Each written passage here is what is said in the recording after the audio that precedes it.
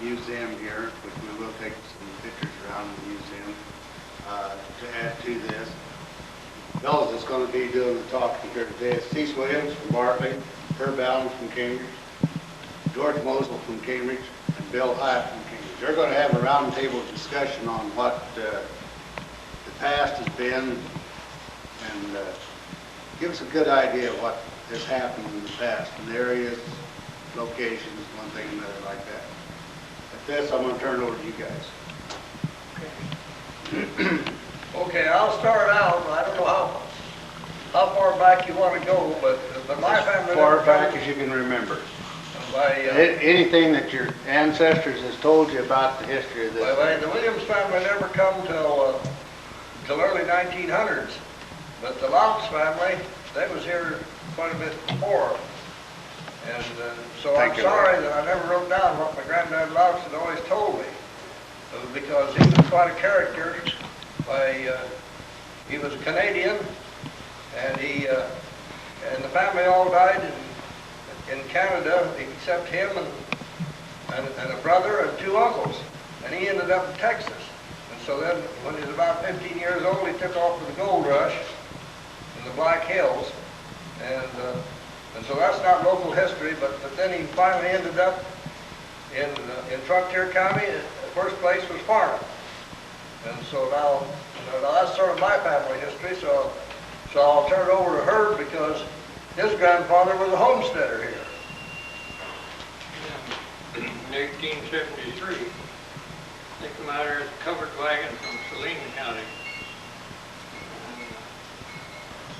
Buffaloes come down the water that night. He shot a buffalo cow and she fell and broke their wagon tongue out. I suppose they fixed another. Their closest neighbor was 7 miles away over on Deer Creek, Nolan's. Tom Andrews brought him up a load of hay, sent the hired man up to bring it out. Tom Andrews at that time lived just south of the Republican River. Yep.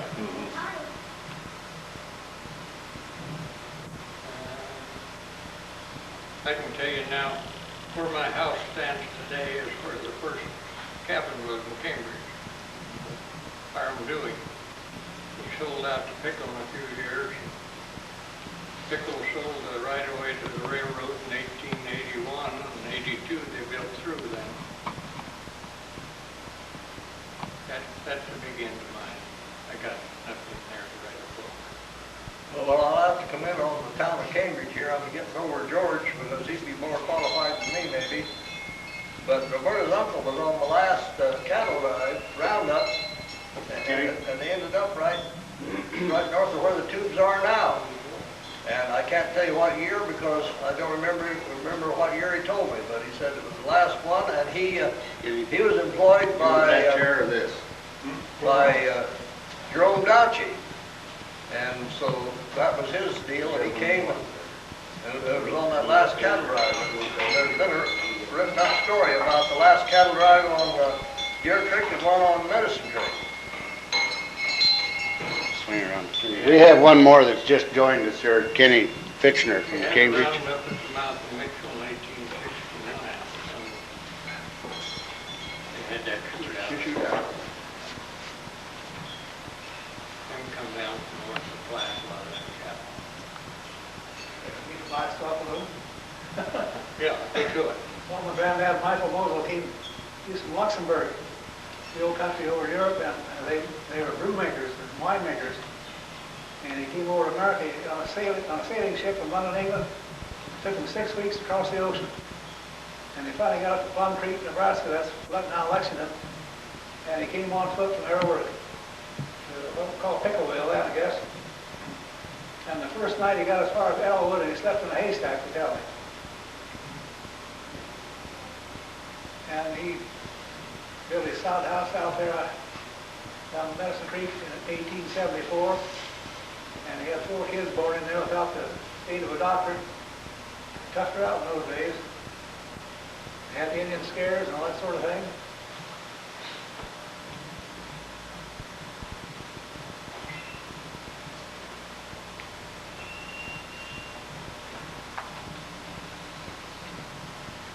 Kenny, have you got anything that you want to, your history, your ancestors, when they come over here?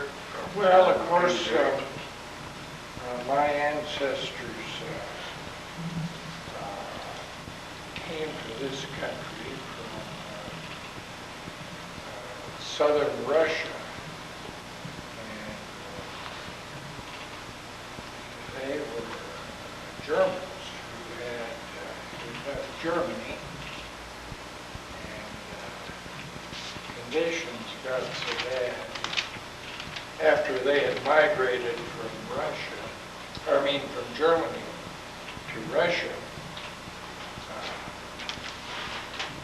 Politically, things got so bad in Russia that dozens of families packed up and left all their homes, all their belongings, and took just what they could and came to America. And they settled in various communities in this country. My ancestors settled in the community south of Florida, south of Indiana. But there were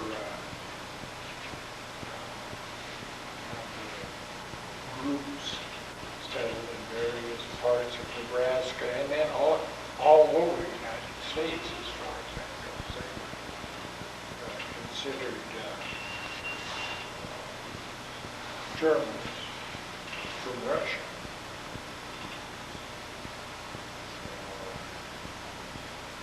My ancestors originally settled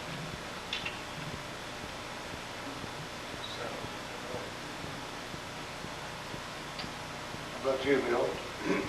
Well, I feel like I'm just kind of a newcomer compared to these guys. They've all told about some time that was way before my time. My father and his brother, one brother, and his mother and my grandmother came to Cambridge in 1897, which is quite recent compared to what these fellows are talking about. But I know something about what Ken has told us about his family, the Russian migration.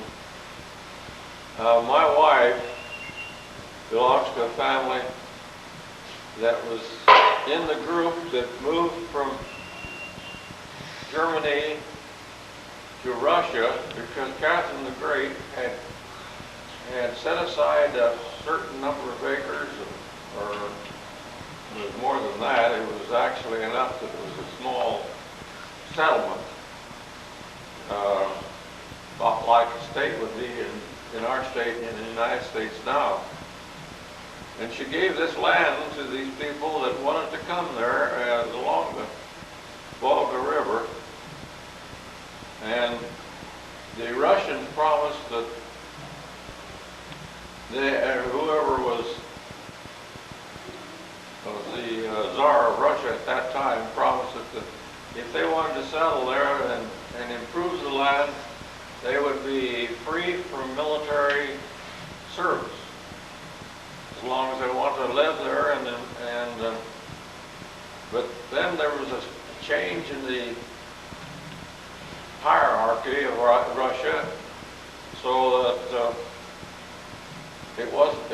They were only there for a few years, and they had the one who was in command there at that time changed everything. It turned out that they did have to serve in the Russian army, and so some of them started to defect. They got out of there and went back to Germany and then on back, and then they came across the Atlantic to the United States. And they were some of the same group that Kenneth was talking about, only they were a little bit, I don't know, earlier or later, I'm not sure which it was, but anyway, wife's father and a brother came to the United States when they were quite young, and they were their name was Hine, and her father has passed away a number of years ago, and so her mother too. So, but she still has some brothers and sisters living around here. I brought some things with me. I mean, about 20 years ago, I started to write what I call a biographical autobiography of myself. And rather than write it as an autobiography, I wrote it as a biography and used the third person, and as if someone else was telling the story about me. I thought I'd just give you an idea of what it was about, and maybe tell you about one incident that I can remember myself. I call the story "And All Our Yesterdays" because it's things that happened to me and some of my friends and relatives over the years. I'll read just this much of the introduction and then I'll give you an idea of what I'm talking about. This is a biographical autobiography. Autobiographies usually sound like a wounded dog or a coyote. The author narrates it in this manner. I was born at such a place in such a date to Mr. and Mrs. So-and-so, and the story continues, I. The monotony becomes very boring. With that reasoning, this author has decided to write his story in the third person and has attempted to make it as interesting as possible.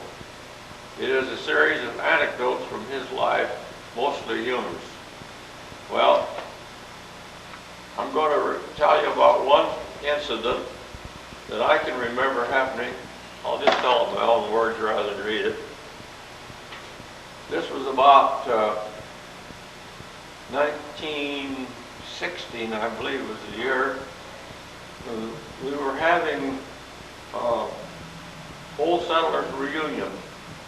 Had them every year at a certain time, usually along about August. And there would be a lot of people would pitch some tents down in the park. The park was a lot different than it is now. And they would be there, some of them would be there for almost a week. And they would have some other entertainment come in, like a carnival. Well, it was the same as a carnival is today, very much like it. And they would have some kind of other entertainment along with it. And as it was one of these times that they were having one of those celebrations, we used to have a character here in Cambridge by the name of Guy Morarty. He was an Irishman, and he was a kind of a bully type, belligerent. And he never did any work of any kind that I can remember him doing, if he could get out of it. And his family had to live on practically nothing because he just didn't work hardly ever. His wife took in washings, and that was about all the income they had.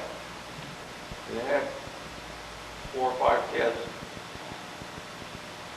His wife wanted to go to a cook to do some shopping, and there was an Humphrey. He would be a great uncle of Bob Humphrey that lives here in Cambridge now. Had a car of some kind. I suppose it was a Model T. Probably that's about all there was then. And he took her to McCook. Well, this Barrard hardly didn't like the idea. He thought that this Humphrey had taken her up there to look up for some immoral purpose, so he jumped on him. He saw him down on the street here, and he jumped him, and he said, called him a few names that he could think of, and some that he couldn't think of probably. And one word led to another, and this man was quite a bit older than the guy was. The guy was probably in his late 30s at that time. This man was about 6 years, or 65 maybe. And the guy kept cussing him out, and so finally he hit the old man, knocked him down. And he didn't like that, of course, so he decided he was going to get even. So he went home and he took a leg off of an old table and fashioned a club. And he stuck a .38 caliber revolver in his pocket, loaded it. And they met over here just about where Eisenhower office is now. And the guy says, well, what are you up to, or something like that. And the old man says, I'm going to get even with you, you dirty so-and-so. And he had pulled this club up, and he swung at the guy, Ferrari, but he ducked. It just hit him on the shoulder, and it broke the club. So then he didn't have anything to fight with. And then he started reaching in his pocket. The guy says, oh, I suppose you've got a gun. He says, you're damn right I have. I'm going to use it too. And he just pulled the gun out and shot from his hip, and he hit the guy in the left side of his face. The bullet went through the left side and came out his right eye. And they had Barney Culver was there with his gray, and they loaded him into the Barney's gray and took him up to what was in the Wren hospital up here that was operated by Dr. Key. And Dr. Key had to remove his eye because it was practically out of his skull. And I can't remember the man's name for sure, but it was one of the boys that had played football, and this Humphrey started to run after he shot the guy, and this kid from high school ran after him and tackled him. He still had his gun in his hand, but this kid ran after him and tackled him, made a flying tackle, and got him and got the gun away from him. And of course, he stood trial then because Humphrey did, and he was sentenced to 3 to 5 years, I believe, was the sentence. But he didn't serve all that sentence. He only served about 1.5 years of it because of good behavior. But Guy, of course, was minus the eye the rest of his life. I don't know what happened to him after that. They didn't live there very long after that. He moved away. But that was an exciting time that I can remember just from my own memory. And another thing that I do remember about the early times in Cambridge was, this would be about 1911. It was just after the standpipe, which is still standing up here, was built. And the Cambridge Clarion came out on Thursday, just as it does now. My sister Ada and I walked downtown. We lived about 10 or 11 blocks from the post office. We always walked wherever we went because that's the only transportation we had. Well, we got about halfway downtown and we heard the old fire bell. That's all. That was the way of calling out everything that happened in Cambridge, was that fire bell. It was also a bell for curfew. Then anything that happened, that fire bell would run. And so we It was a windy day. The wind was blowing from the southwest about 30 miles an hour. Of course, we didn't know what was going on, but we kept on coming, and we got downtown where we could see what was going on, and the Opera House was on fire. And that was really an event in Cambridge, because although we had the water system installed, there was not enough water in the standpipe yet to make any pressure. There was enough pressure to fight a fire. So the only way they had of fighting was with the bucket brigade. They started the bucket brigade over here at the corner of the light, where the light plant is now. And that's the only way they could do anything, and they did just as well not done anything, because with that wind blowing like it was, there was no way of putting out any fire with the bucket brigade. And there were about, I expect 100 fires around town that were started with that Opera House burning. Roofs for some of the ashes and cinders from the fire blew onto roofs, and there were a lot of houses caught fire during that other fire that was going on. And there were some other buildings that were badly damaged too. One was the failing office, and a couple others in there that were close to the Opera House. And they called it the Opera House, but they also used it as a Masonic building or meeting room and the Odd Fellows. I can remember just one time that I was in there for something that my mother belonged to a lodge, and we went there for one of these lodge suppers that we used to have. I can just remember that.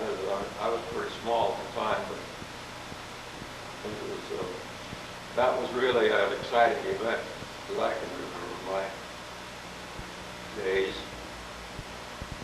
But you other fellows are all, you can go back so much farther than I can, because I was kind of a late comer compared to what you have told.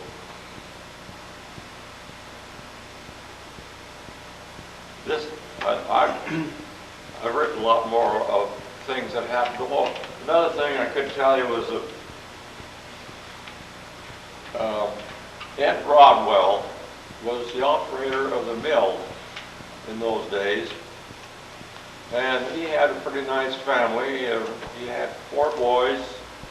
There was Raymond, they called Buck, and then there was Glenn, they called Buster, and Alma, the daughter, they only had the one daughter, Alma, and then came Paul, who was the quarterback for the 1920 championship football team,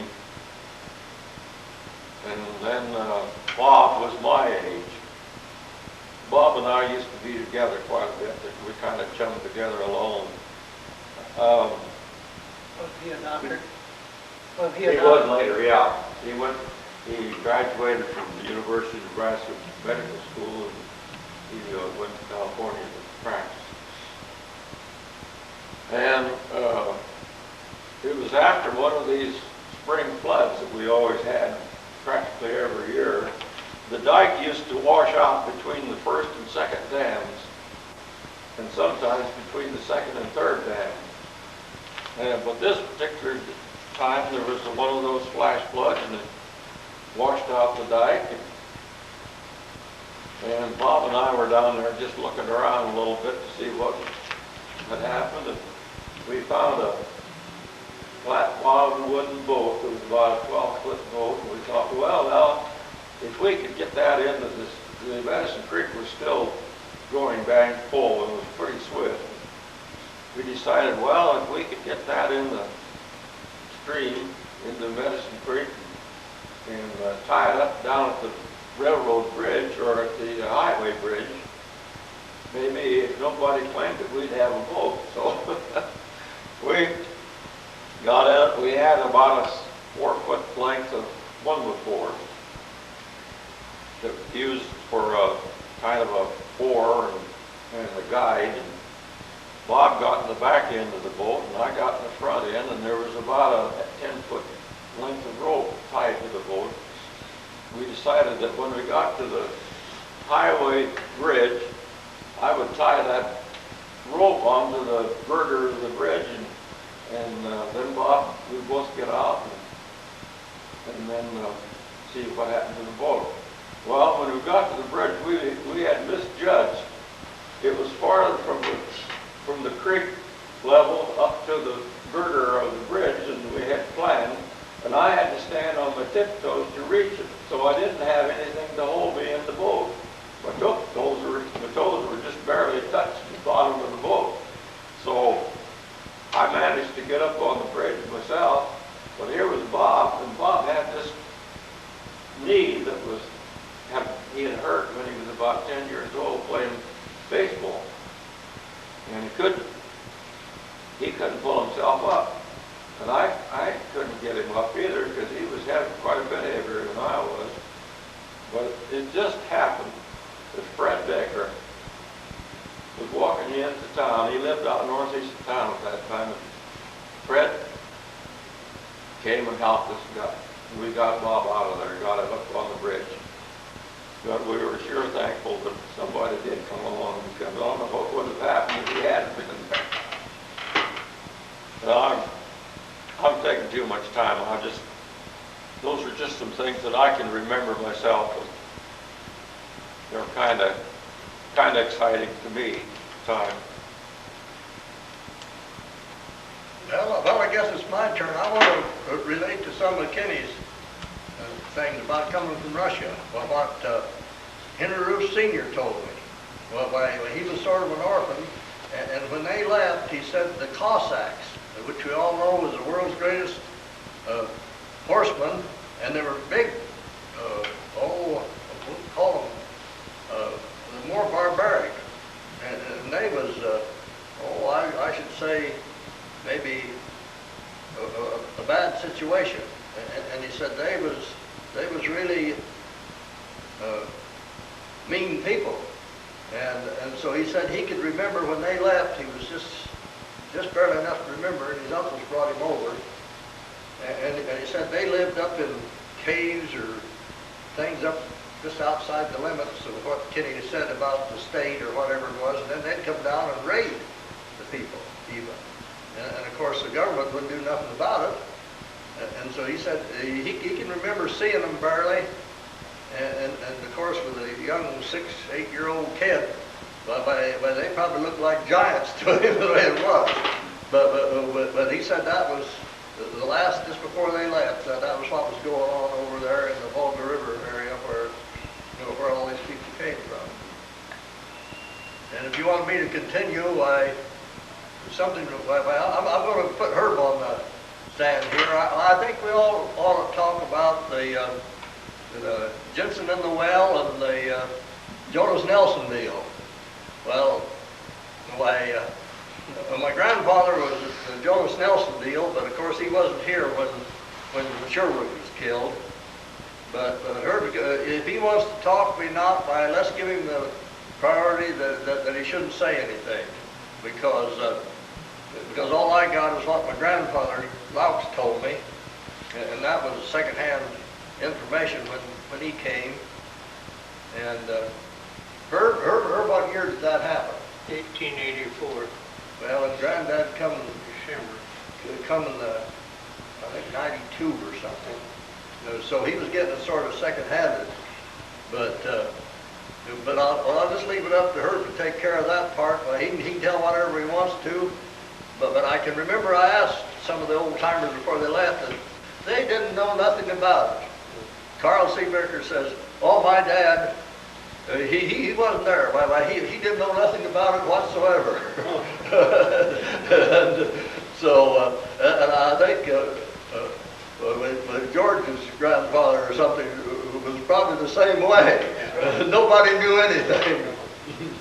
Carl's dad, he was like Mike Mousel. He'd come to town to get a rough box to ship Sherwood out next day. But that happened in '84 in December. It had snowed the night before. And old Jonas seen Sherwood about his cattle. He had a rifle, his arms across it. And so old Jonas went to the house and got his shotgun, got behind this tree and blew the whole top of his head off when he came back by. Then he went to his house and shot himself through the hand with a revolver, and he threw that behind the bed. And then he took off and went over to Jim Campbell's. Elwood Clark was there too with Jim at loading hay. He told him they'd had a little squabble over there. Jim said, "You probably shot him, didn't you?" So they took old Jonas up to the dugout above there a few miles, half a mile, I guess, or 3/4. And two of them guarded him with a shotgun as Orville Works' dugout. The other one rode to Stockville and got the sheriff and the deputy down and looked it over, and they brought him down to a log cabin. And the Stockville was without a courthouse then. That's where they had the trial. After 2 or 3 days of that, well, somebody rode in Nolan and got a doctor to see about his hand, because that old hospital. So they had a coroner's jury in and trial, bound him over to district court. Took up the old McPherson Trail till right east of where Marlon Wolf lives now. There was a stone house there, Burke Brothers. That night, the neighbors all gathered in and took him over to the tree where he stood behind and hung him. That's about the end of that. Just wanted to hear about the one they threw in the well he was talking about. I've got writing from that, but Cassie Burnham wrote it. They're real good. Maybe they throw somebody a lot. They Yeah. throw somebody a lot to get rid of them. Rudy Noel, you can read it to them. Yeah, I think I've already read it just the other day. Go ahead and read it out there if you wanted to see. Oh, boy, it's quite long. Yeah. But Kind of hit a highlighter to it. well, I'd rather give the highlights verbally of what my grandfather told me, because he was there. Okay. And they lived close to the Hawkins, Andy Hawkins, and him and his wife, they had difficulties. They lived in 2 different houses. Yeah. And so my mother would tell me that when she was a little girl, when they would go down when they'd happen to be both living in the same place or something, and he would give her a penny or a nickel if she'd jig for him. And they thought he was kind of a radical sort of person in a way. But anyway, we just skip all of that and get up. They was doing some sort of community, I don't remember what it was, corn shelling or threshing. But anyway, somebody come over and they said to the threshing crew, they said they thought that they had a lead or that they was going to go down this well. So they shut the machines off, everybody went over, and so they all watched the fun, we might say, and so they got down there, and sure enough, there he was, and they brought him up. But it seemed like that he had a certain route, that he'd go to, like, different towns, and he left Indianola, and a fellow by the name of Sam McKinney, noticed, he recognized the old man, but there was 3 strangers, what his story was. And now, or maybe some of the rest of you can correct me when I get it wrong, and they was going north. Well, he always stopped at Calvin Hammond's, and from there he'd go to Stockville at Messersmith's. Well, they got a backtracking by his thing didn't correspond, so then they sent out something like the FBI or something, wasn't it? That's a brother his took him out. And so they went from there, and so then, it's a long story, this and that, but they finally had the trial, and he was put in prison, and I happen to have a photograph where it said in this write-up or something of the Nebraska history or something done, that it was the land belonged to Lincoln, and there was a sod house and a haystack. Well, I had a photo, and I give it to the Frontier County Historical Society, and it showed the well and the haystack.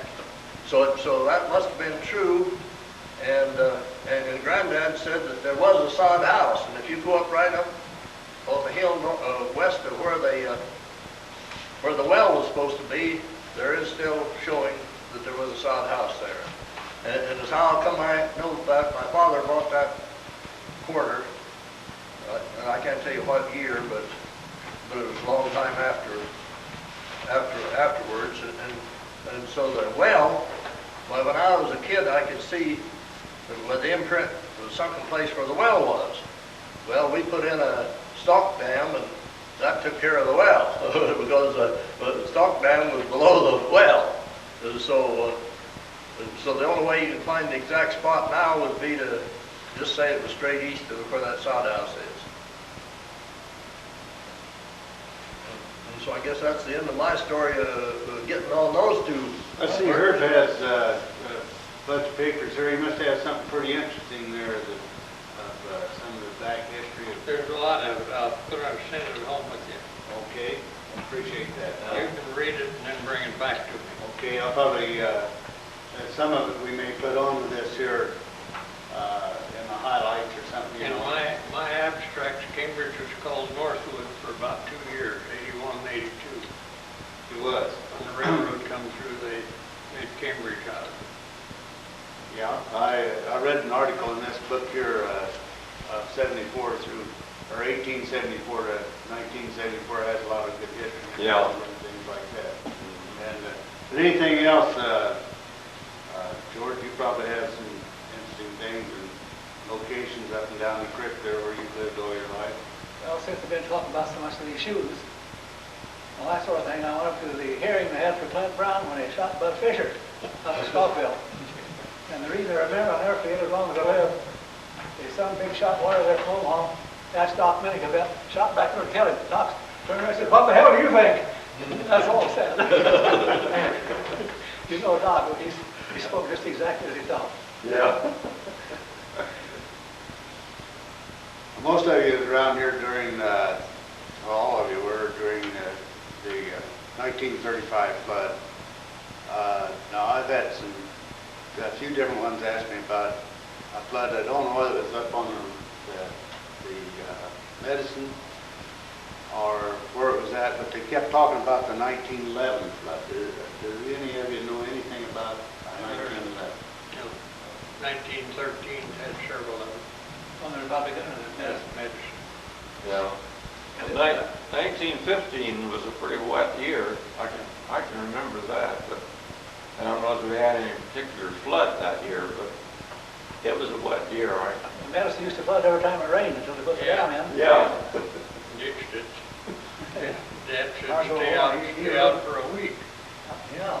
Real That slow was a big then. adventure.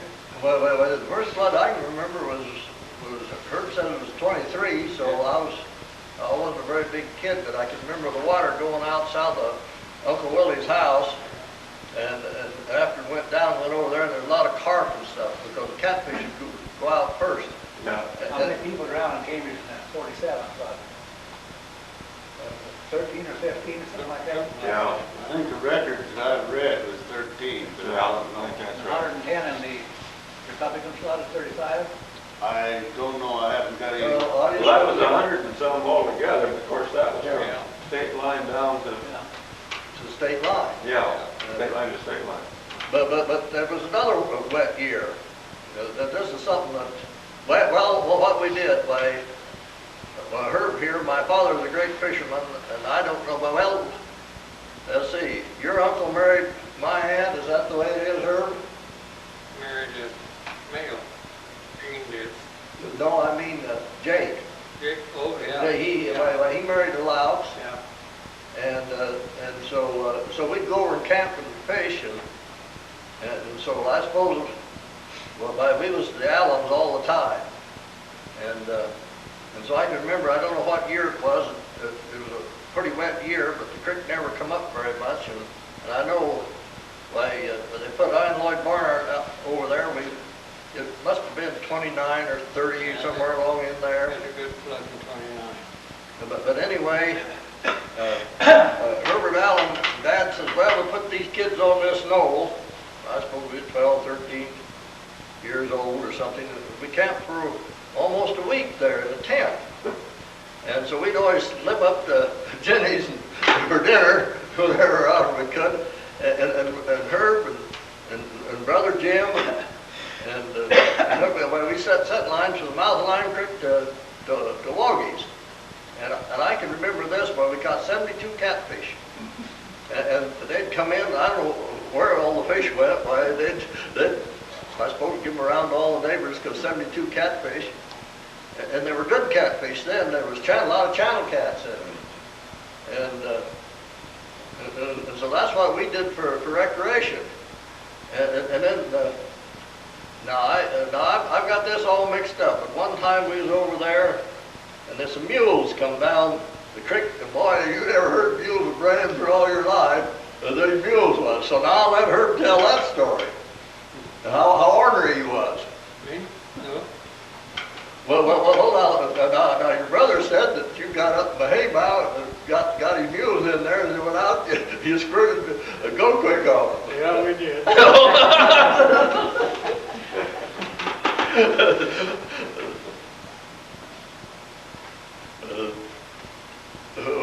See, I missed that just a little bit. I haven't got to the house yet. What is go quick? Unsaturated carbon, ain't it, Bill?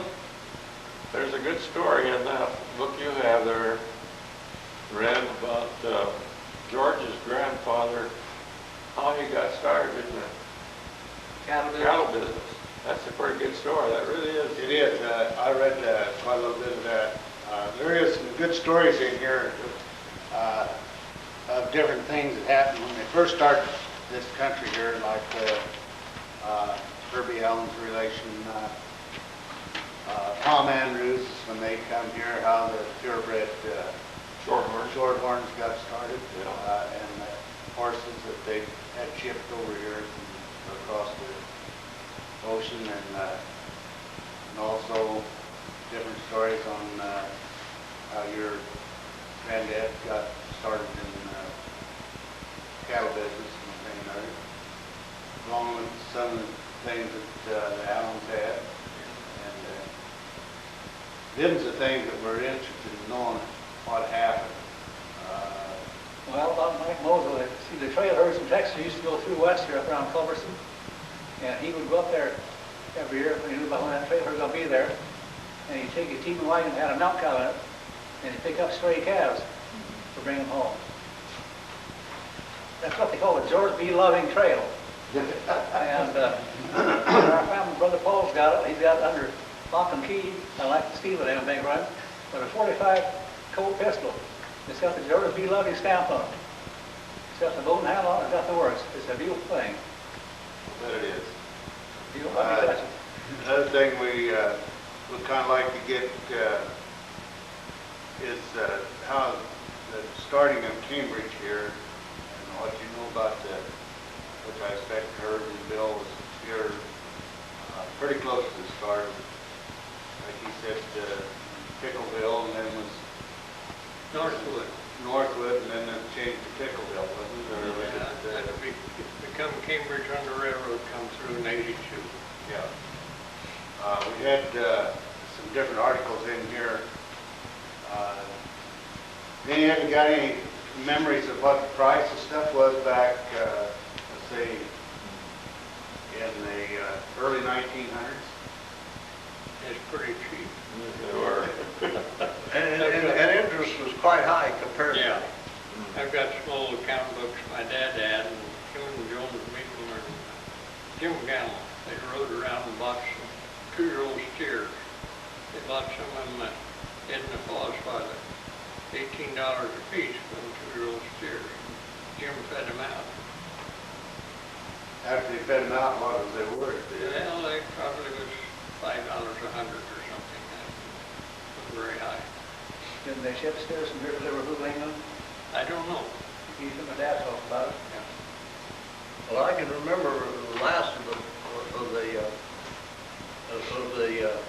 Longhorns was Gudgel and Simpson had a ranch down by Logan, Kansas, and I talked to an old fellow in Hill City here just back, and he had that, and they got these old longhorns for, I believe they got 400 or 600 head for $1,400.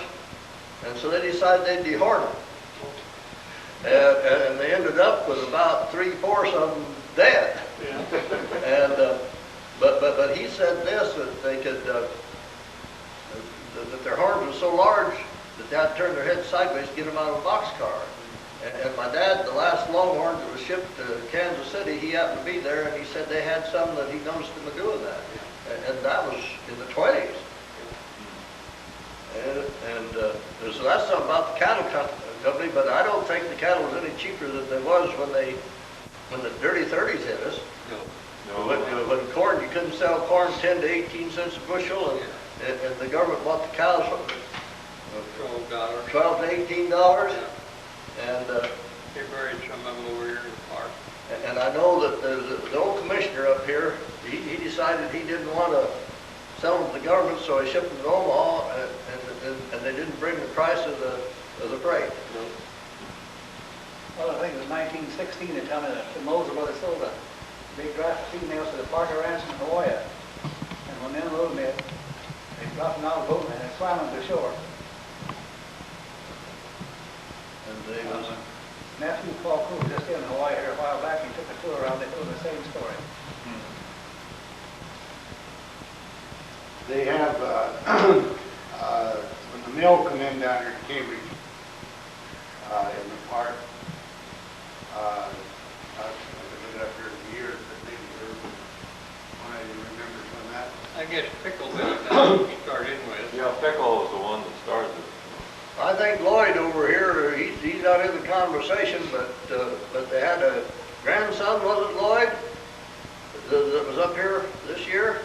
And there's, we have at the museum here, Mr. and Mrs. Pickle, and he, and so they was talking all about Pickleville and what it is, and we have the history written, all we can find about it.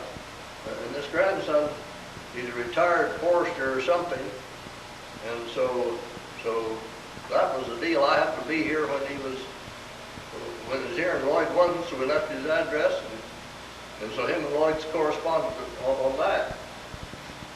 I just thought of another name that they had for Cambridge. They called it, one time, now I guess that was before it was called Pickleville, it was called Lickskillen. Yeah. I don't know where they came by that name, but that name was used for this. Yeah. I know. Before it was, Ed Kais claimed that. did it? Yeah. Well, now here's something else, get about post offices. Wasn't the first post office when it was up in Judge Allen's? No, that was Equality Post Oh, Office. so that was altogether different. Yeah.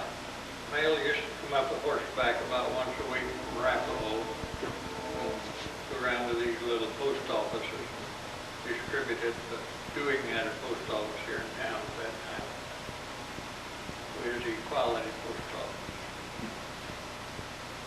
And then when Strunk used to deliver the cook, was that an airplane? Yeah. Yeah. So they changed from a saddle horse to an airplane. Yeah. We had some articles in here, another thing that might be of interest to the public, about the first electricity that was here in town, which was built by Bud Cole. Bud Cole. Several generators down to work. Pioneer Village. Yeah. Pioneer Village. What did Charlie Bentley have to do with it? Anything? Hmm? Charlie Bentley, did he have anything to do with it? Well, he was an electrician and helped with it, yeah. But Bud built that first generator. Oh, there's This Bud Cole built first car, I think it was the first gasoline auto that was in Cambridge too. And he really built it from the ground up. I don't know where he got all the material to do it, but he owned that. I think it had some real parts on it, but it was a little bit of everything, but he really put it together. He was quite a genius. Well, then our light plant that we have there at the present time, again, you probably can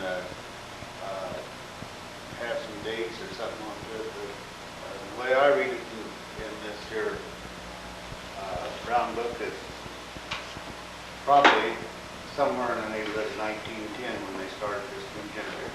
I haven't any idea there, but I had heard that this Bud Cole had a boat, Yes. and that's where the need for the generator come. He built this generator and powered it with a steam engine, Yeah. and he lit a boat dock. Now, he rigged up a boat dock and had lights on it. Can you confirm that? Yeah. That's the story I heard. I can remember What that. is the name for that boat? Do you remember? Yeah. The name of that lake was Lavolney? Yeah, Lake Laverne. Where'd they get that name, Bill? Where'd they get that name? I don't know. I don't know where they came from. Sounds like some girl's name, doesn't it? Yeah. I used to run that little old boat on that lake. I can remember that. But is that, did he light a boat dock or something? I heard that. Probably did.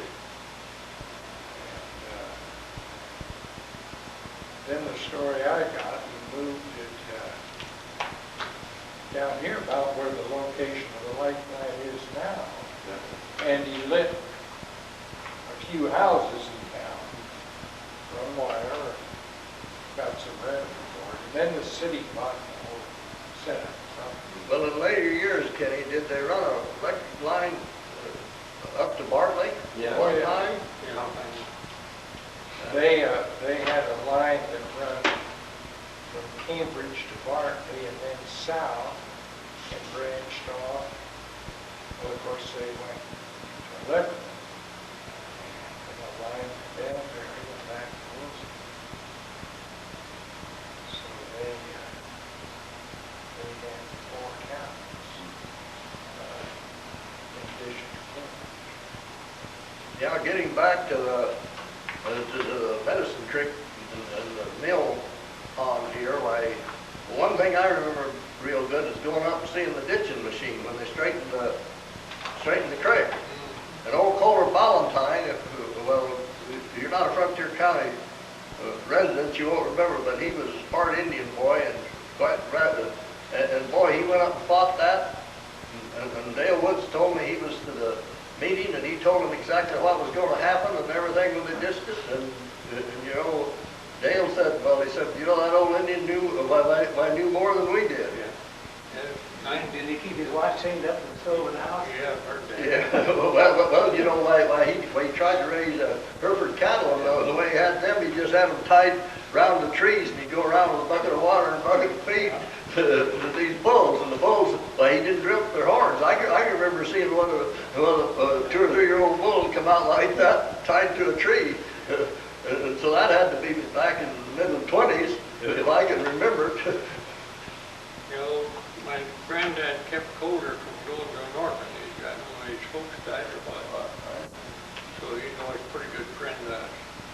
See, Kohler Ballantyne had a sister or something that come out here.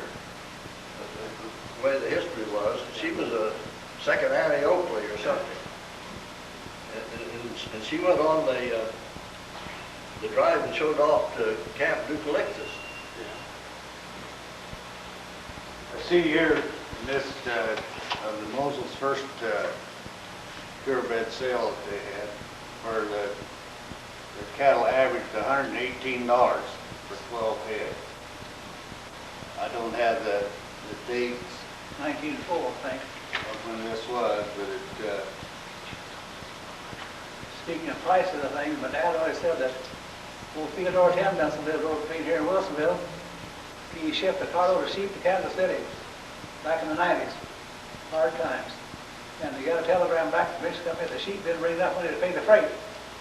And he sent a telegram back. He said, Tim Benson got no money, but I got some more sheep. Do their next move.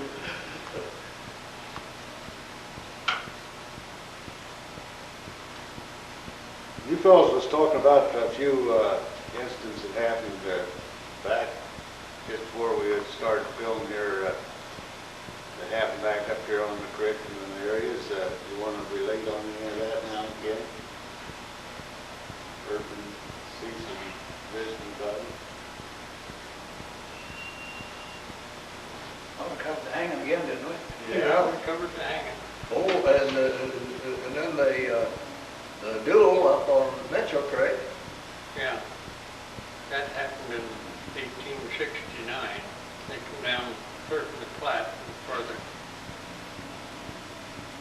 Round up there, I think maybe they had John Gamble elected as overseeing. Anyway, this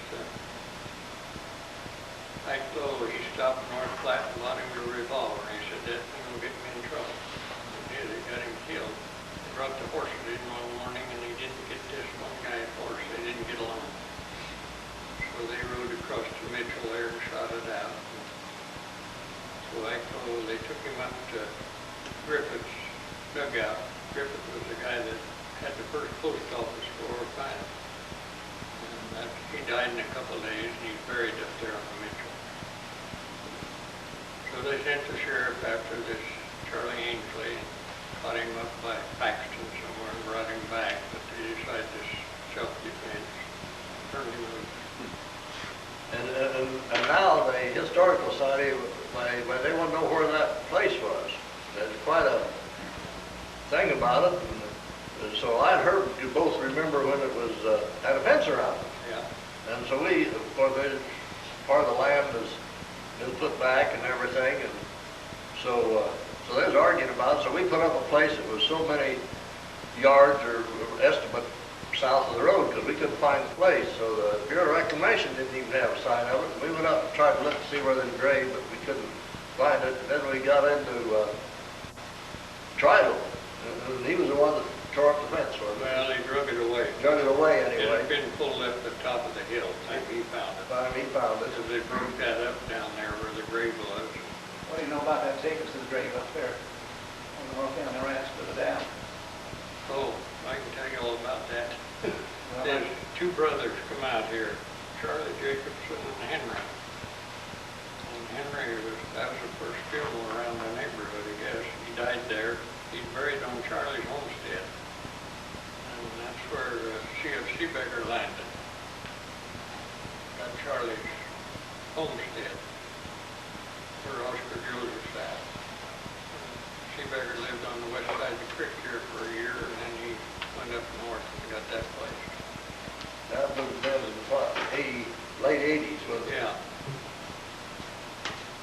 That settlement up there, I remember Robbie said that he saw him in Barney Culver when they brought it up there. Yeah. My dad and Nellie Keith helped set that up, and some of these up there on McPherson Trail, several of them around the country. That's in that west pasture, isn't it? Yeah. On the west side, north of Scully Creek, but west of Medicine up there on the hill. There's one of Oh, I heard it.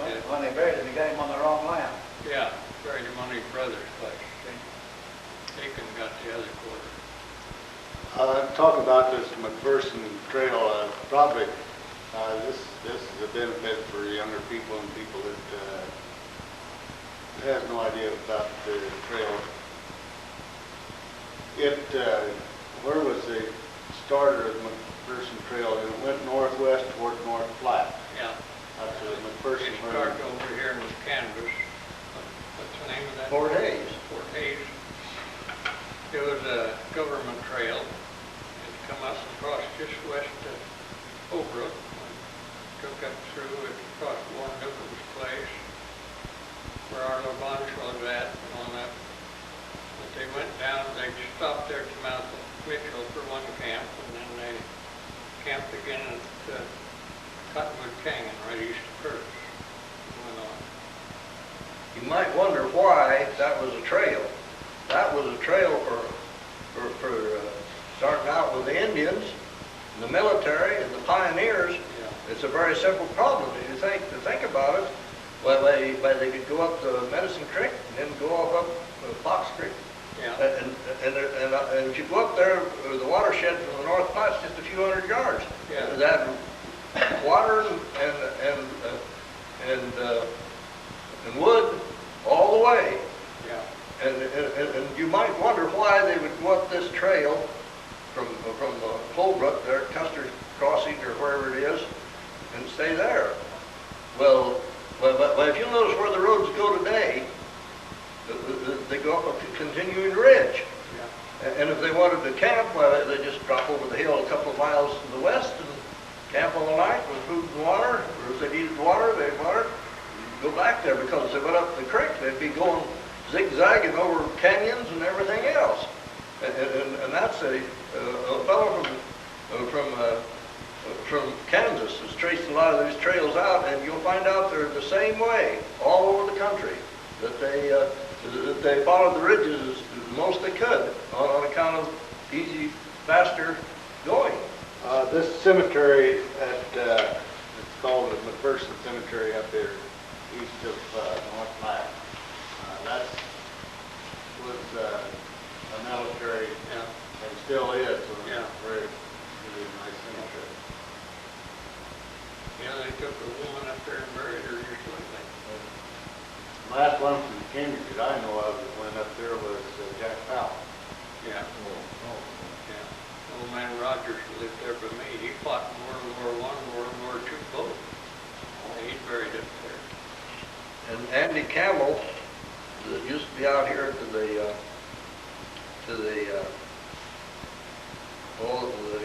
cafe, the Campbell boys, he was buried there. But that was, well, a couple of years after they quit the cafe up there. There was some soldier shot himself up here at the mouth of Mitchell and was buried there. And I've got an old paper that says he was dug up and moved up there. Yeah. There's been a lot of controversy about his grave. They moved all them graves from up to Fort Robinson down there a few years ago. They had right on the creek bottom where they'd flood. I understand there's some graves up there at, on Mitchell yet, and there's some that I know some people has been looking, trying to locate where they're located. Well, Kenneth Triley could tell you, they're right up east Arnold Ray's house, a little south. They used to be fenced. Well, I could tell you who homesteaded that. I have no atlas out yet. Are those the people that they moved a few years ago from the from the bank that came washing away? Oh, They no. moved those 7 graves? Yeah, that was old man Baker and a Hammond kid and 3 Tucker kids.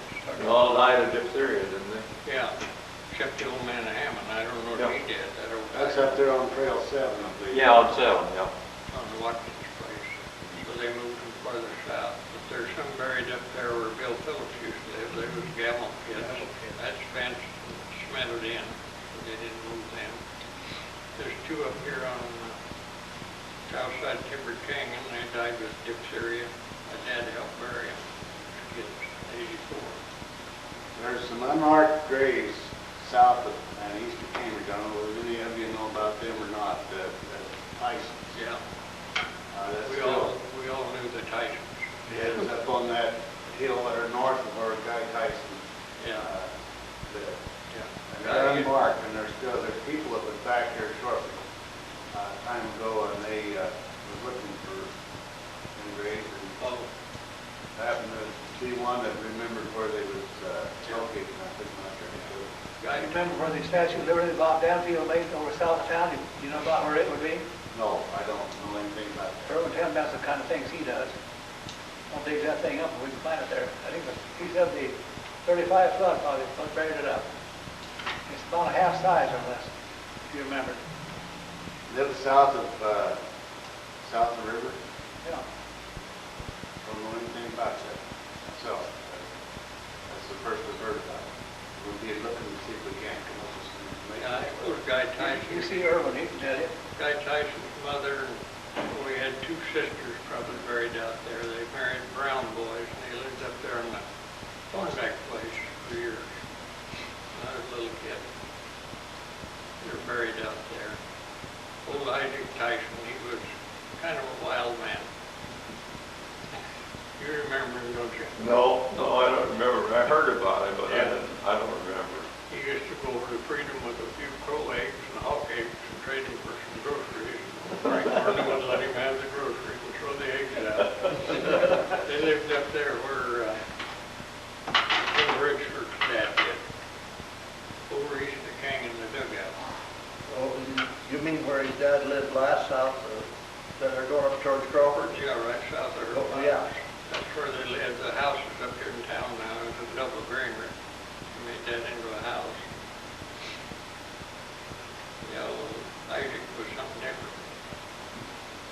something else you can always get around by, a few years ago, there was a dugout.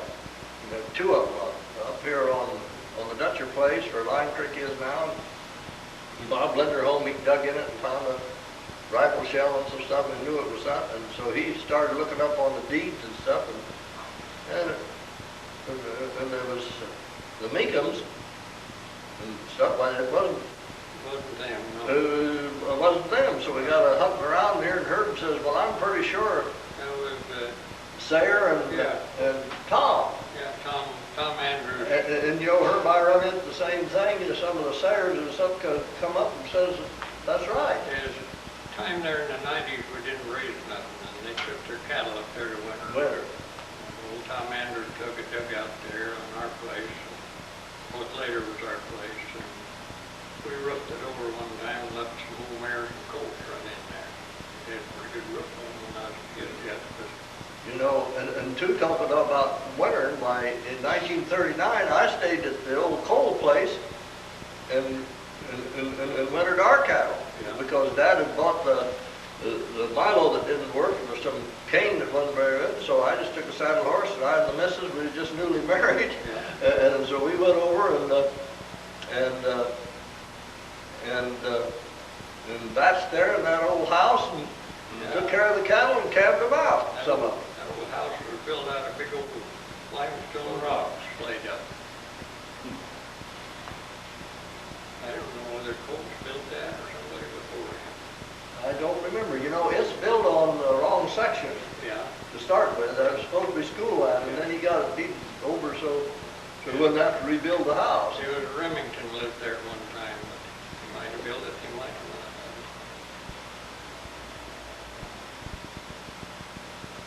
I guess the Colts was all got out of the country after Roscoe died.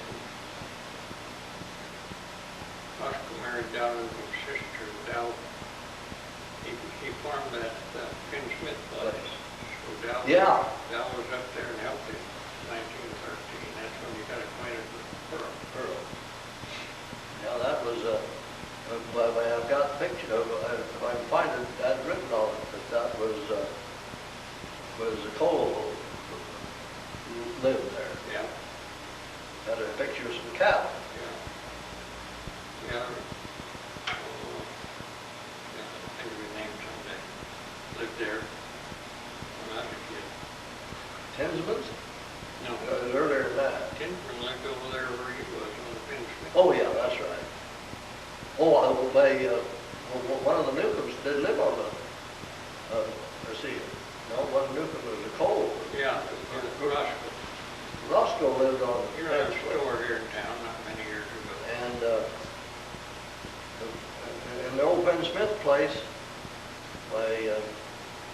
Carl Bauer moved there in 1917.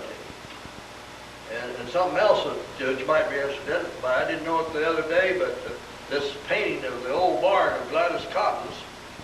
Now somebody will find out that was it's pegged. It's all pegged, and it was shown at a fair in Chicago. And they bundled it up and sent it to Nebraska, and it finally ended up in part of the barn still standing where Henry Cole is today. Yeah, it kind of went to pieces, but there's one out here in Mousel that's still standing. Well, I suppose the old guy built them was, yeah, what was his name? He went to Missouri.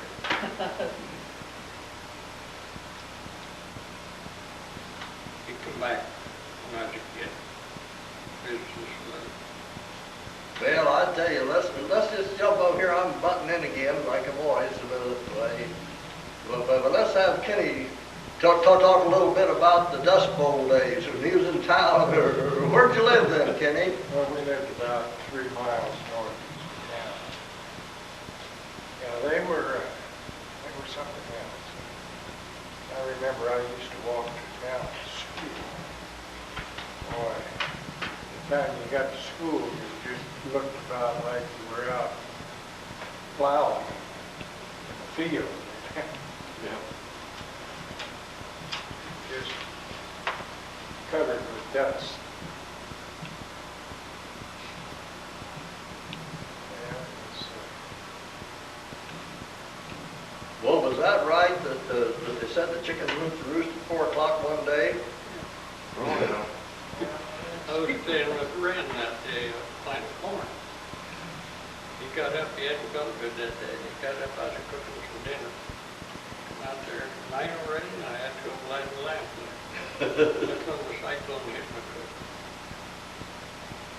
And there's so much dust in there, yeah.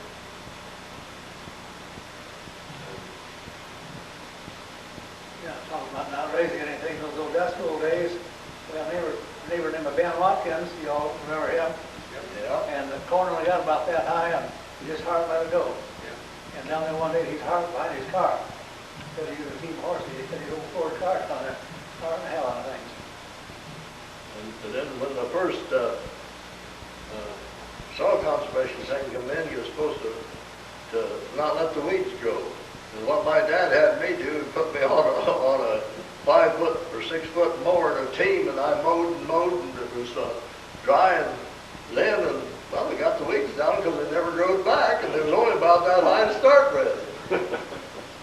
The old Doc Watkins, Elmer, he used to shoot lots of pheasants, or not pheasants, prairie chickens and quail and ship them out in the barrel. Yeah. Wayne Greeley was in on a deal like that. They went up on the Platte and they'd go to see if they could put up hay. Well, now this was way before the 35. Yeah. And so they decided that they would shoot ducks and prairie chickens. And they'd put them in a barrel and send them to Omaha. Yeah. And they could make, it was more fun and they made just as much money doing that as they would with putting up hay. Yeah. The Allens took their cattle up here south of Stockville and put up hay and on them 90 years and wintered their cattle up there. That's when my dad and mother got acquainted. C.F.C. Becker, he got married after he came out here. He got a book from the Historical Society. Yeah, he married Carrie. No, C.F. was Oh, you mean not Carl, but the other. Carl married a Mac. Mac.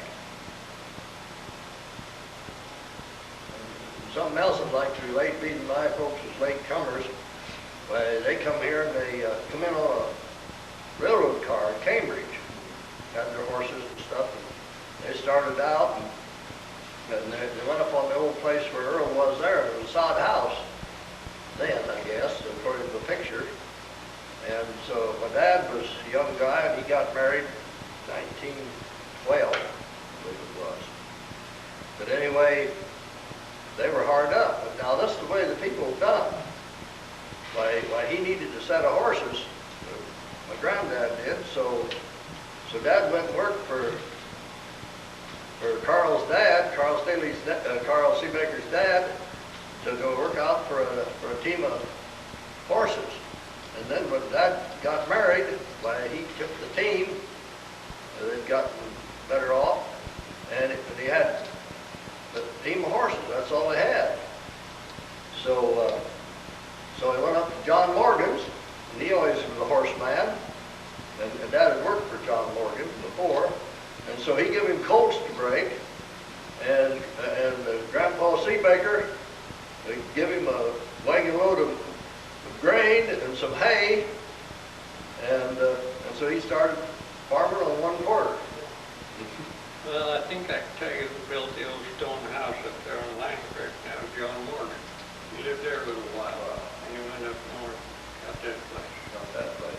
Yeah, it seemed like there was a lot of swapping of easements and stuff. Oh yeah, you could get land cheap. There's an example here, George, where he was Granddad, and then he tried to get an easement over across the creek, right, George? Yeah. And so there was always a swapping. Now there were the Joseph place, well, that swapped hands several times. Yeah.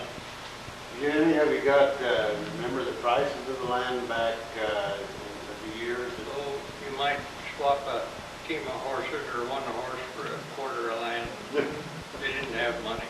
So, yeah, Mosel's got the LaRue land. Old Steve LaRue, when I was a kid taking the 8th grade exams at Stockville, he was there in the store and they was all complaining about their old Model Ts. They had to get out and push them. He said mine's got 3 speeds forward, it'll make them up all the hills. Some of them asked him, how's that? "Oh, high, low, get out and push."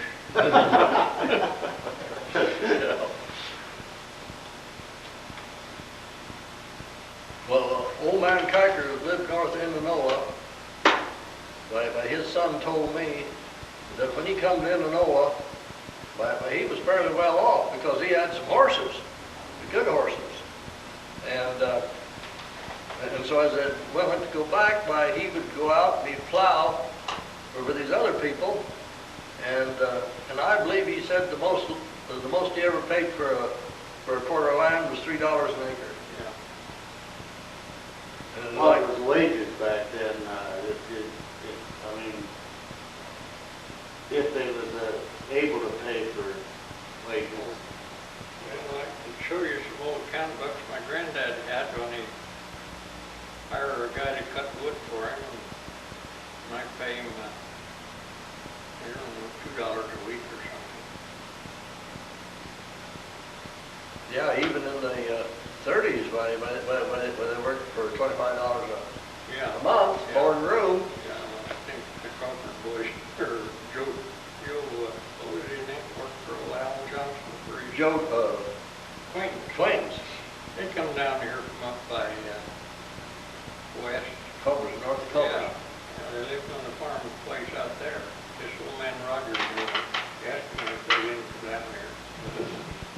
I think the boys might all be dead, I don't know, but a couple of the girls See. they married to the lad. Yeah. One of them down here, friend.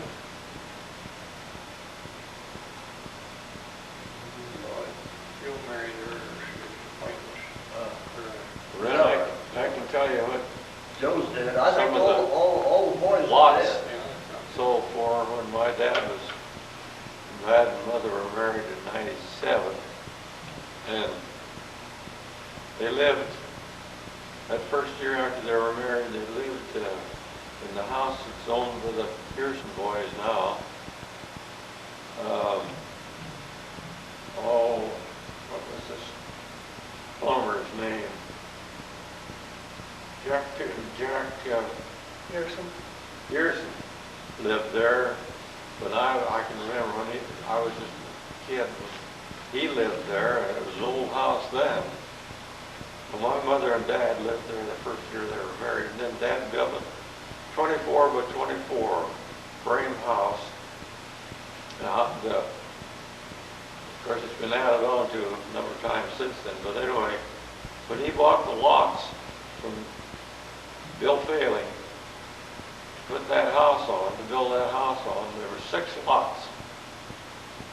That row of lots through north to south through town was only a half a block wide.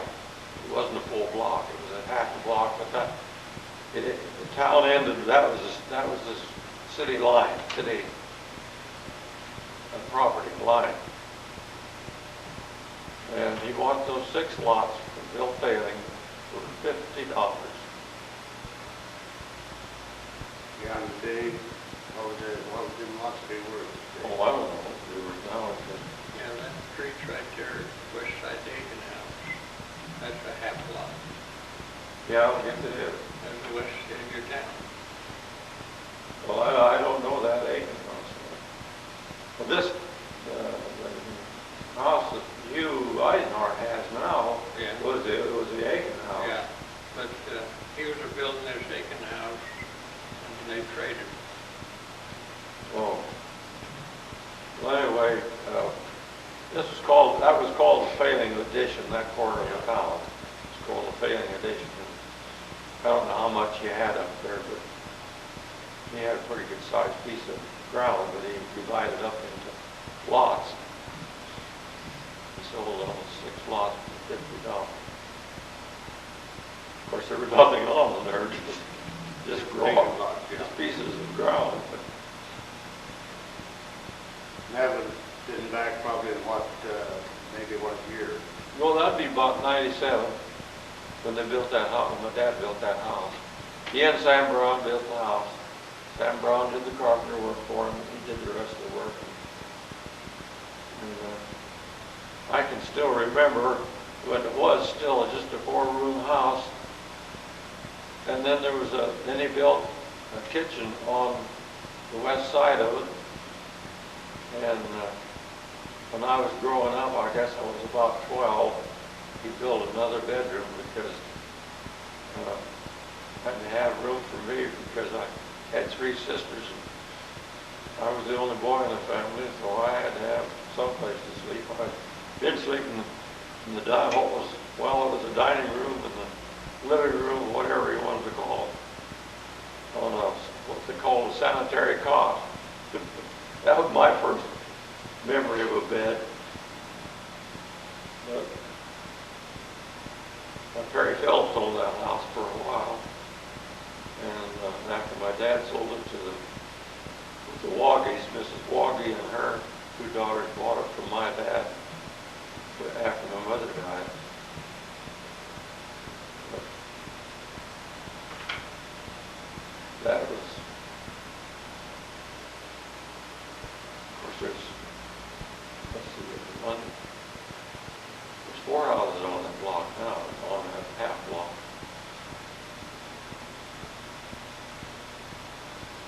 Well, I guess if you fellas, I don't want to overdo this here and get you all too tired. If you've got something else you'd like to bring up about any of this back history, well, we'd be more than glad to put it down here.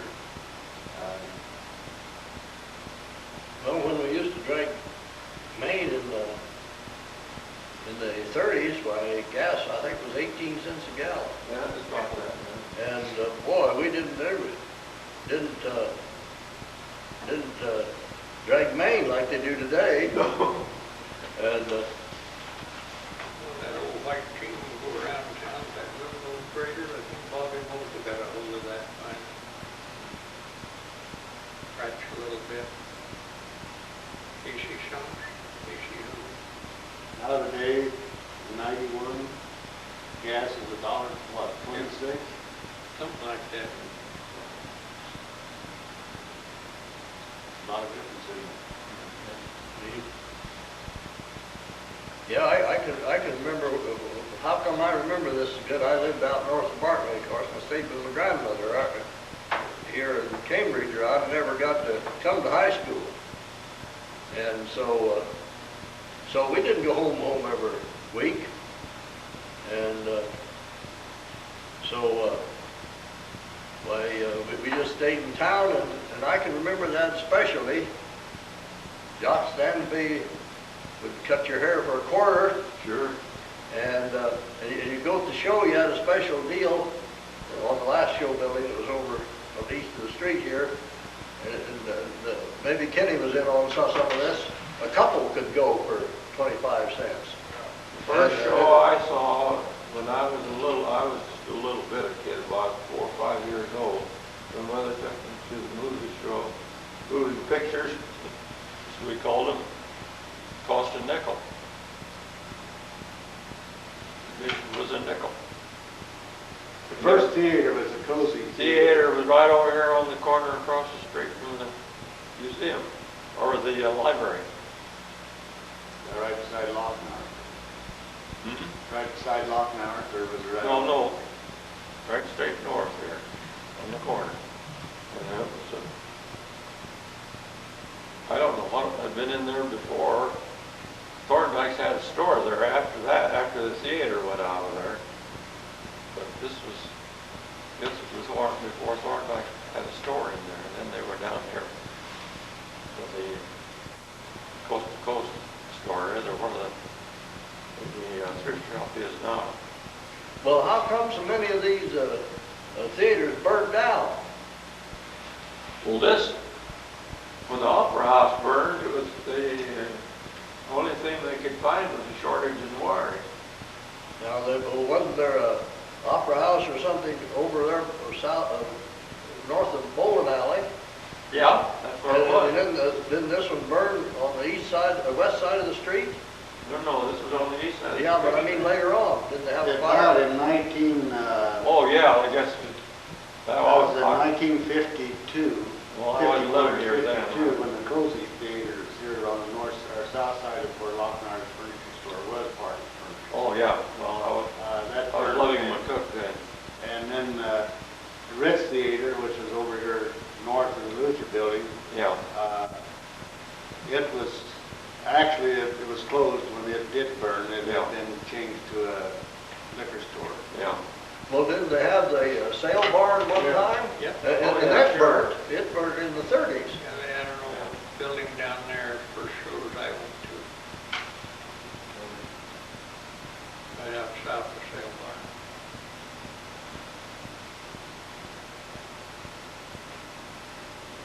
They tore down the sale barn in about what year? So when they built the Low housing. small house there, yeah. That was probably in the, What would it be after the 47 flood? Yeah, Mm. and it's still there after that.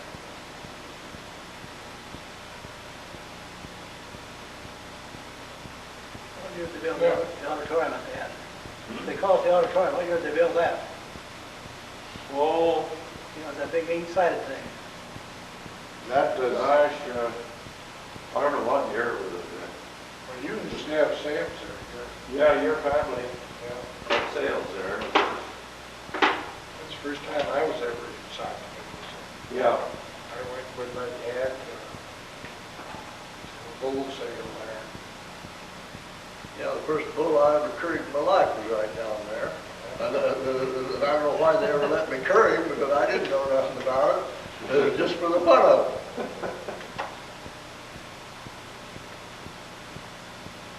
I thought maybe it might give the date here. They do have some pictures here of that building. But I don't find any date of, at the present time.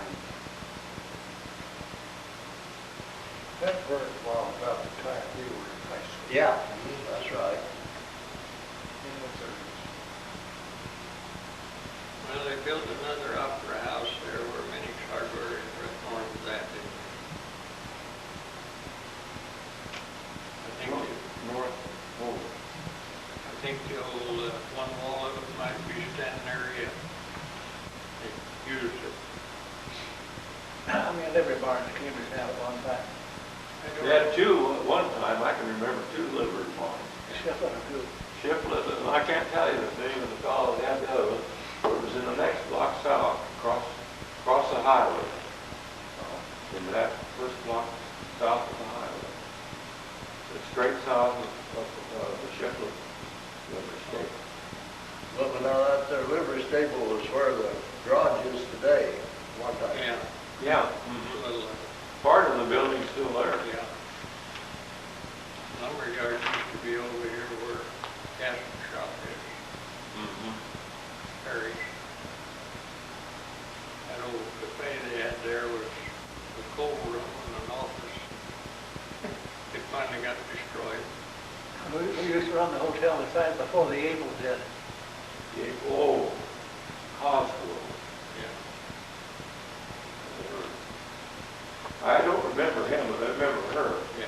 She lived a number of years after he died. I don't remember him. Yeah, she had quite a number of years. Getting back to the Great Depression, my boys up on the creek used to cut wood and take it down to Thorndike's and to pay their grocery bill, right, Herb? You Yeah. probably got in on some of that. Yeah, we could get $4 a ton out of stove wood. Cost us $2 to have a truck come out and get it. Yeah. I don't believe there's been anything mentioned about the 47, 48 livery. Not Or too 49, much. 48 and 49 livery. Not too much. That was a terror. Started November the 18th, didn't it? Yeah. We had old Mike Muir from Holbrook come up and get his old cat fired up. Took him about a half a day to get that to go on, and he opened the roads up. They opened the roads up from where I lived was on the Finn Smith place. Well, at first they ran it through with a pretty good sized Caterpillar. The next time it rode all full and then they run a smaller cat. The next day or two it rode full again, so we just the way, I can remember that because their youngest daughter was born in January the 2nd. And so, so you could get as far as the county line. But we're going through the fields, they wouldn't terracing much then, and the stuff you get. So I went and got the missus and got her home when another blizzard hit in the morning. And so we was snowed in there. Ralph Moore's daughter come over to do, Ralph called me up, and it was a nice day before she was supposed to come home. He said, I'll meet you. He said, you better get this girl over there and get the house cleaned up and stuff before. And so, boy, Marv Wymore was courting her then, and he'd go as far as the county line, and then he would walk clear up there. What is that? About the way he had to go was about 3 miles to court his girlfriend. And I think it was a month before we ever got so after that yet that we could get out with a car. We had the Navy in South Town here with cats and stuff opening up roads quite a bit. During that. During that winter, that road west of our ranch house out there was probably 6 to 8 foot deep. And I got to town to go pick up, had to go clear around a lot of places. And ran over Harrow Cross down here on Main Street. And I said, say, I'll give you a pint of whiskey. I go down and help you to get it if you open up that road. My first experience, he picked up his 2-way radio and called up, and have a bulldozer right there right now. You know where he was. The bulldozer's up in Barabi, he said. We had a big old blizzard in 31. I was standing up there with Uncle Gene beside the house. I finally walked over to Jim and got a saddle horse and rode to freezer to get the mail. Guess we didn't have no mail for a week then. Another bad blizzard was 28 or 29 when the Humphrey boys was a great hero out west. Well, I lucked out on that because I didn't go to school that day. I was going to grade school yet. Because Dad didn't think we should go, and we had some of these fat cattle in there. And he went to Denver and bought them for 5 cents a pound, we fattened them out and sold them for 7. And so we cut the fence and let them go back of the tree claim. The tree claim was still good then. And so they weathered the storm quite well. See, you mentioned something about a hero and something happened with a storm. Got the Unteeds, or you Yeah, said, Unteed. you said another name, I guess. Well, I probably did, but I meant Unteed. That was out in eastern Colorado. Yeah. Well, that was in 31. Was that in 31? Yeah. Well, I must have been an 8th grader because I started school in 31, fall of 31 I started there. I went to school that day, and I remember that. Our teacher let school out about 10 o'clock. When I went to school that morning, it was kind of raining, wet, blizzard, rain. By 10 o'clock or so, it was turning to snow and wind was coming. She let school out. And about noon, she turned everybody loose. I only had just a little over 5, but it was cross pastures. And I hadn't gone far from the schoolhouse and wind was blowing real snow.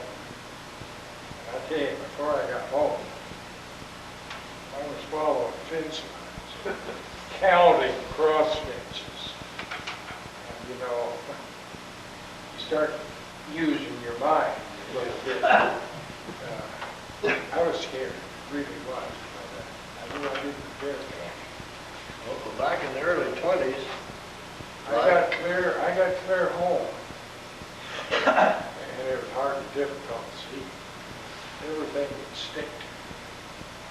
And I got clear into our corral. I knew where we were, where I was at. I thought, well, I'm home free now. I started diagonally across that corral, wasn't on my thing. You know, I found myself going in circles around, riding around. Wow. I guess 88 was the bad one, wasn't it? yeah, that was when it got everything but few cattle up in the sand hill. Yeah. I guess there's no one left. No. What was Morgan Decker's dad's name? Morgan. Morgan's dad. Yeah, Levi, Levi, Levi. yeah, Levi. He was a survivor. yeah. He told me he started out from New York State with his dad when he was a kid, and they went clear to California. They stopped to farm a year or run a store. Lived on wild game pretty much. Went clear out there and then come back here and settle. Well, Levi had a lot of early history. Yeah. Very good. Well, I think if he's gonna close this up pretty soon, I think we've just been 50 years too late on a lot of this stuff. Yeah. That's,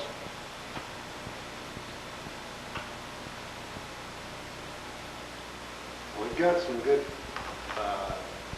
one thing I think probably might be an interest to the younger generation as they look back to this film here would be in 48, 49 blizzards there, a lot of them believe that the snow was deep enough to walk right up on the roof of the house. Yeah. And all roads were plugged. And fence line, you couldn't find a fence line. Well, we had a pretty good blizzard here in March of '57. The reason I remember it was because it was the year we bought Harley Bellamy's pharmacy over here, and we couldn't find a place to live in town here right at the time, so I commuted from Cambridge to McCook and back every day, and I came down Saturday morning and it was misting a little and freezing on the windshield some when I was coming down. And by about 10 o'clock it was snowing like you hardly see across the street. And that night I had to go back to McCook. I could have stayed here, but I went back to McCook on the train. I couldn't drive because the road was blocked between here and the, where the feedlot is up there east of McCook now, Timberlands. That cut there was filled, and there was one car I was buried with 3 feet of snow above the top of the car. And they didn't get that open. They got it open one way by 5 o'clock the next day. Just one-way traffic through that cut. And that was really some storm. Some kids came down from McCook, boy and girl in the high school. Just drove down here about noon, and it was blowing and snowing pretty bad then when they came down, but I don't know why they ever left McCook to come down here, but they did, just for the heck of it. And they went back on the train that night with me too. We had local trains then, yeah, 52, and 57, I mean. Train left here, well, it was supposed to get in here about 10:15 that evening. And it was about a half an hour late. And some of us were down at the depot, and we were kind of kidding around. These 2 young kids were there. And Jiggs Carter and his wife were down there waiting. And this young girl said, "Well, it sure would be funny." She said, "You're the only you're a pharmacist, and there's nobody here, there's no doctor, no nurse or anything." She said, "It sure would be funny if that train didn't get in tonight." And Jiggs Carter's wife said, "It wouldn't be very funny for me because I'm supposed to be in McCook to go to the hospital to have a baby tonight." That's when their oldest son was born. Yeah. Didn't think that was a good joke at all. An old man used to live out here northeast of town. Had a couple of guys come through and told him they seen 2 elk hanging south of there.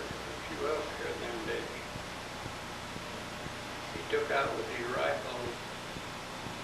This was in the winter. They found them next summer when they were mowing the hay.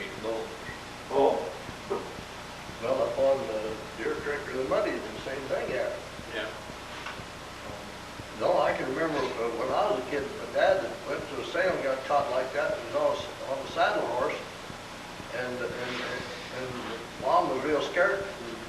Dad was afraid to go out and get anything, so she was breaking up the chairs for firewood, and he come in, oh, way after dark, and boy, we was scared that he was lost for sure, and he claims that horse saved his life. Yeah.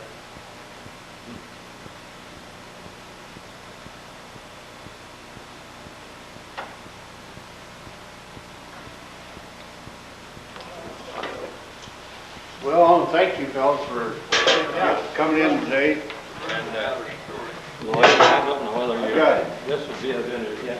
I've enjoyed this, and I hope that different ones that watches this film. I don't know whether the kids nowadays will enjoy it or not. There's a few of them. We'll look it over and see if you Take want that to home, read all them, and then bring it back to my Okay, house. thank you. I sure will. If you're interested in that, I thought I'd get I'm not the only one, I've got a daughter that's really. well, yeah, when I was, well, there's them bootleggers here in town when I was, no, I can't think of the name, it's out southwest of Maywood. And so we went in to get him a pint, and a bunch of soldier boys in there. They had the suitcase, and you couldn't buy whiskey too much. You had to buy a bunch of rum and gin and stuff, and they'd give you so much of that for that. So, well, so Dad says, well, we'll just, he'd always mix that whiskey up with a bunch of other stuff.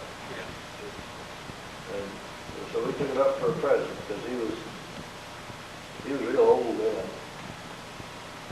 Old Doug Phelps, he used to have made up Humpy, that he could go down and help himself. Humpy wasn't there. Humpy Emerson. That's who it was. And then we went to Humpy Emerson instead of